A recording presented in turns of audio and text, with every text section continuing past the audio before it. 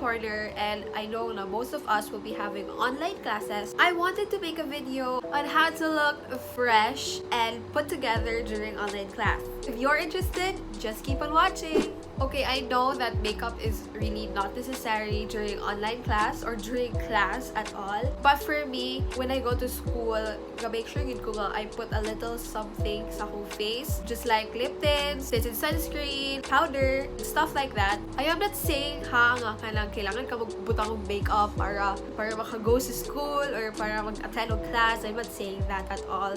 For me, I'm doing it for myself. When I put on some makeup, makes me feel good.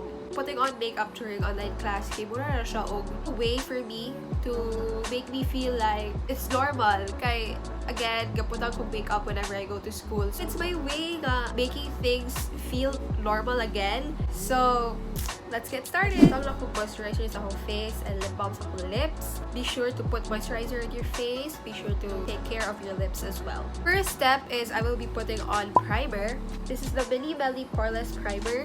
If you have seen my review to this, you know that I really don't like this primer that much, but this is the only primer that I have right now, and I have learned the importance of primer. Importance of primer kay like it acts like a barrier sa skin and sa makeup na imong ginabutang, so that's really important. So I will be putting on this primer sa T-zone na ako. Diragin ko ga oil up sa akong T-zone. By the way, I have oily skin, so mga wala pa nakabalo.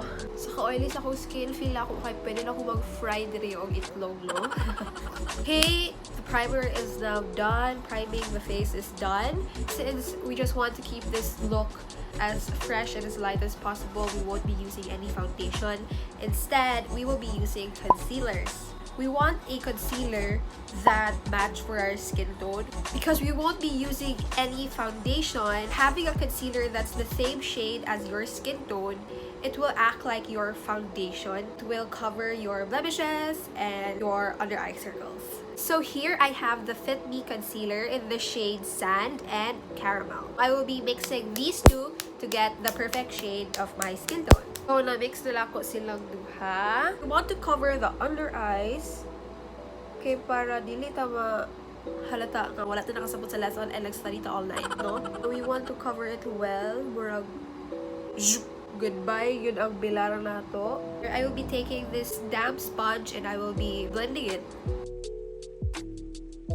So, i-focus gid ako siya sa area nga makita na ko ang discoloration. Done with the under eyes. And, di ba na pa ko nabili na concealer? So, then I will take this and I will put it sa mga areas, mga blemishes na ko gusto i-cover up.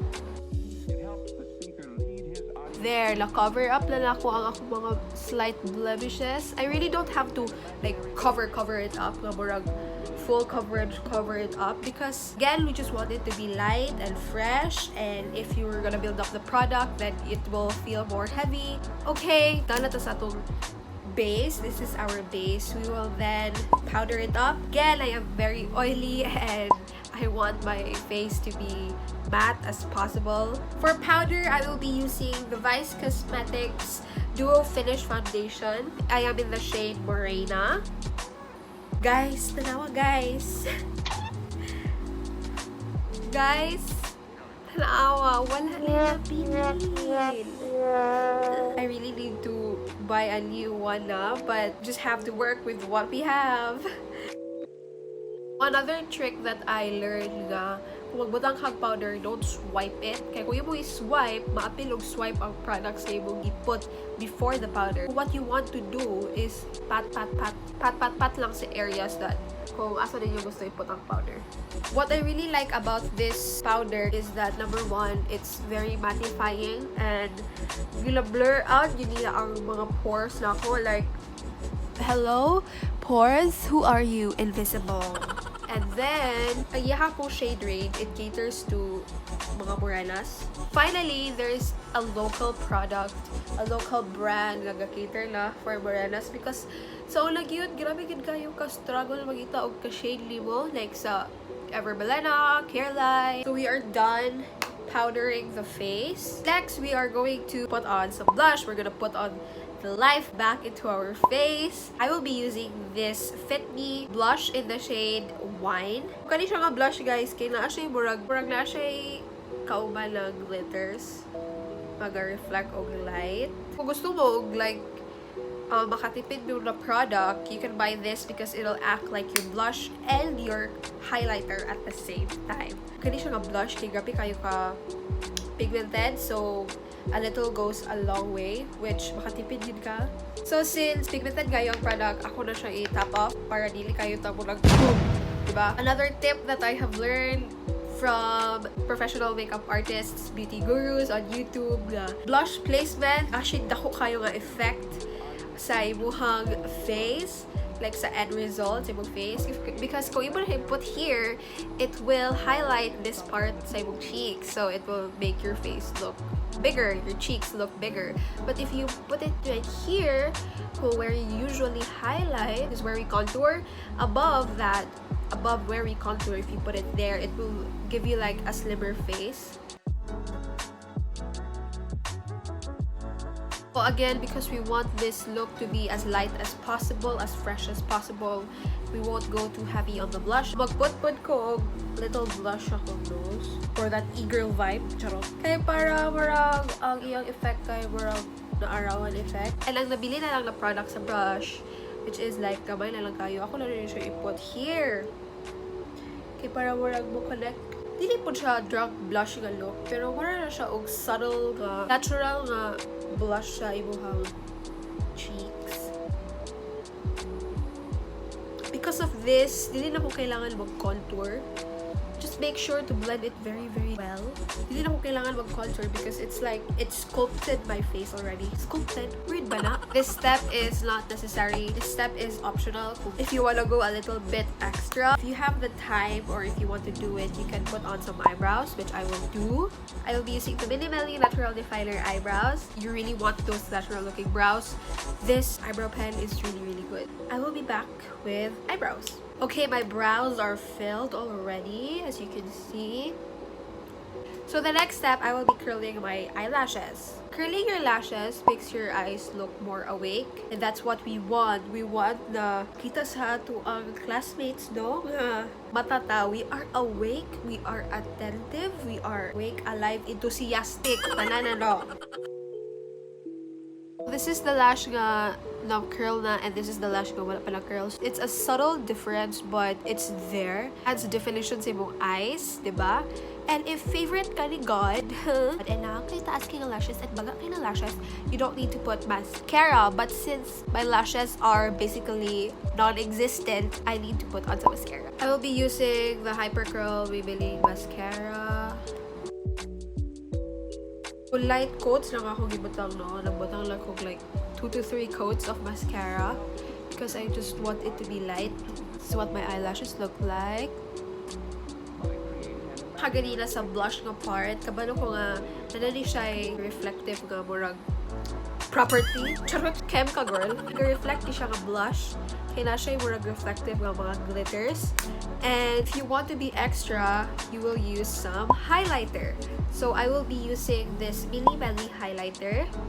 I really, really like this highlighter so much. Kay pang natural na siya, like it's so subtle, but at the same time, it's so good. It's not blinding, it's subtle, it's perfect for every day. Keep it subtle, keep it fresh, keep it natural. Now it's time for the lips. I will be using this Dear Darling tint by Etude House. So, dili ako na siya i-full on, put on sa lips ng murag like liquid lipstick. I will put some dots sa akong lips. Toot, toot, toot. I like to blend it with my finger. And lastly, last na yun siya. This is the last product. This is the last step. Lip gloss. So I just got this lip gloss yesterday and I am obsessed. I got this from Clover Cosmetics PH. This is their Lock Luster Gloss in the shade Undressed. This is what it looks like. So this will give you like a very fresh look.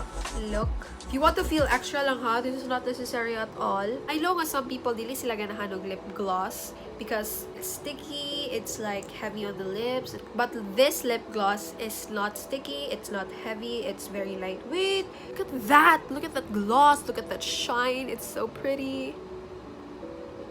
So that is the final look, you guys. Do a recap of everything I did. First, nagput ko primer because primer is very, very important. It will act like a barrier to makeup and to your skin. Second, use a concealer that is the same shade as your skin tone para it will act as your foundation. Remember to cover only the areas that needs help, like your blemishes. Concentrate it sa buhang dark circles para hindi ka tired tanawon. Number 3, if you're an oily person like me, choose a powder that will mattify your face and that will last long. I can recommend to you the Vice Cosmetics Dewy Finish Foundation powder because it's really, really good. Number 4, if you want to be a little extra, this is optional, do your eyebrows. If you want to do your eyebrows, make sure that it's subtle and natural ang gyapon niyang finish. Number 5, make sure to curl your eyelashes because it will make your eyes look more alive. It will make your eyes pop a little more. Again, optional if you want to feel a little extra. Put on some mascara. Number 6, for your blush, diba, this is usually where we contour. You want to put your blush above that because again, blush placement affects your face, it affects the end result. So if you put it above your contour, it will give an illusion that your face is slimmer. And if you want a 2-in-1 product, I can suggest that you use a blush nga murag na siya reflective nga glitters or it has a sheen because it will act as your blush and at the same time it will act as your highlighter. Next, it's your choice on sa imong gamiton sa imong lips, but I want nga lip tint lang para murag fresh because lipstick can really make you look mature.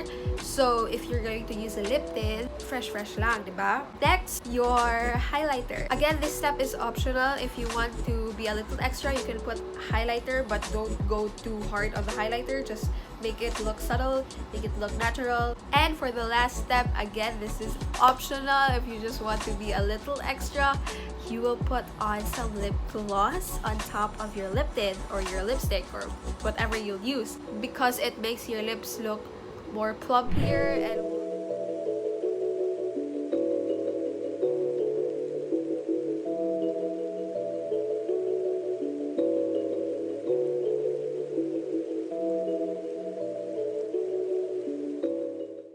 so that is it for this video, guys. I hope that you learned something and I hope that you enjoyed. Also, if you have some video suggestions that you want me to do, please feel free to comment those below so that I can do them.